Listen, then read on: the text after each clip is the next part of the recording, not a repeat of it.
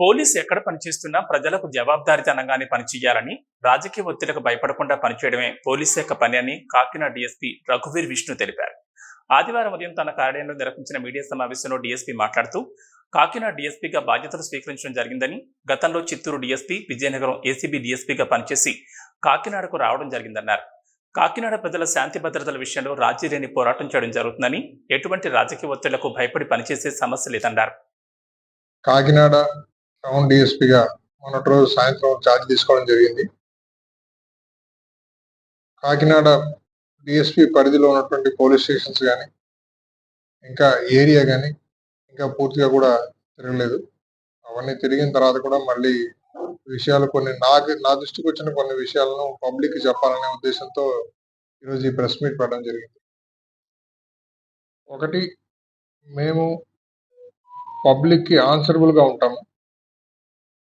2, బాధ్యతాయుతంగా పనిచేస్తాము. తర్వాత నిజాయితీగా ఉంటాం. ఈ 3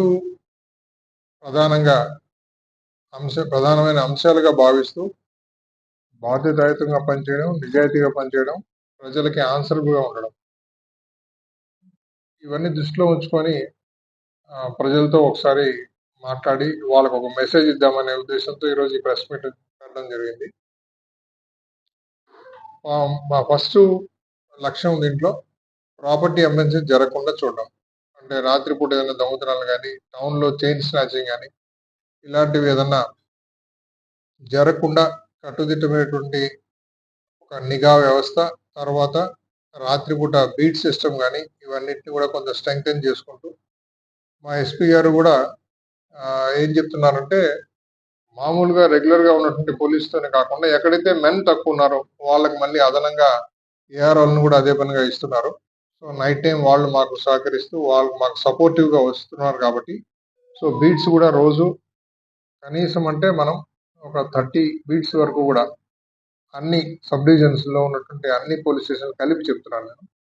సో ఇలాగ బీట్ వ్యవస్థని కొద్దిగా స్ట్రెంగ్థెన్ చేసుకోవడం వల్ల వాళ్ళు కూడా రెస్పాన్సివ్ టైం ఇమ్మీడియట్గా ఉండే రకంగా, ఏదో బీట్కి వెళ్ళామంటే వెళ్ళాము, లేకపోతే మా డ్యూటీ రాత్రి 9:30 నుంచి తెల్లవారి 5 గంటల వరకు కాబట్టి ఏదో తిరగాలని మొక్కుబడిగా తిరగకుండా, ఎక్కడైతే నేరాలు జరుగుతున్నాయని లేకపోతే గతంలో జరిగిన ప్రాంతాలు కానీ వాటి మీద నిఘా ఉంచుతూ, అట్లాగే పోలీస్ స్టేషన్ లిమిట్స్లో ఉన్నటువంటి రౌడీ షీటర్సు, సస్పెక్ట్స్, కేడీసు, డీసీసు వీళ్ళందరినీ కూడా రెగ్యులర్గా చెక్ చేస్తూ ఎలాంటి ప్రాపర్టీ అఫెన్సెస్ జరగకుండా చూడడం అనేది మా లక్ష్యం. ఒకవేళ పొరపాటున ఒకటి అలా ఎక్కడైనా రిపోర్ట్ అయితే వాటిని మళ్ళీ మేము డిటెక్ట్ చేయడం అనేది మా సెకండరీ మళ్ళీ. సో ఫస్ట్ ప్రయారిటీ వచ్చేసి జరగకుండా చూడడం. నెక్స్ట్ ఒకవేళ జరిగిన తర్వాత దాన్ని ఎంత తొందరగా వీలైతే అంత తొందరగా దాన్ని డిటెక్ట్ చేయడం అనేది.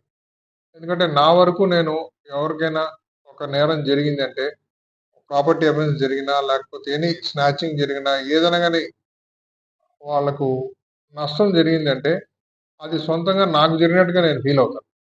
That is my perception. నా సైడ్ నుంచి అంతే బాధ్యతగా పనిచేస్తాను, పని చేయిస్తాను కూడా.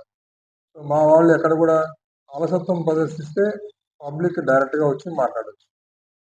2, ఎవరికైనా ఎలాంటి కష్టం వచ్చినా నష్టం వచ్చినా పోలీస్ స్టేషన్కి డైరెక్ట్గా వెళ్ళి కంప్లైంట్ ఇవ్వచ్చు. కొన్ని ప్రాంతాలు నేను చూశాను, అక్కడికి పోలీస్ స్టేషన్కి వెళ్ళాలంటే ఎవరికో చెప్పించుకొని వెళ్ళాలి. ఈ కొన్ని అలవాట్లు ఉంటాయి, కొన్ని ఆనవాయితీలు ఉంటాయి. సో దయచేసి అందరికీ నేను ఒకటే అపీల్ చేస్తున్నాను ఏమంటే, మీకు ఏదైనా జరగవచ్చు కాక, మీకు పలానా కష్టం వచ్చింది, మీకు తోడుగా మేము ఉంటాం, మా దగ్గరికి రండి, మాకు కంప్లైంట్ ఇవ్వండి.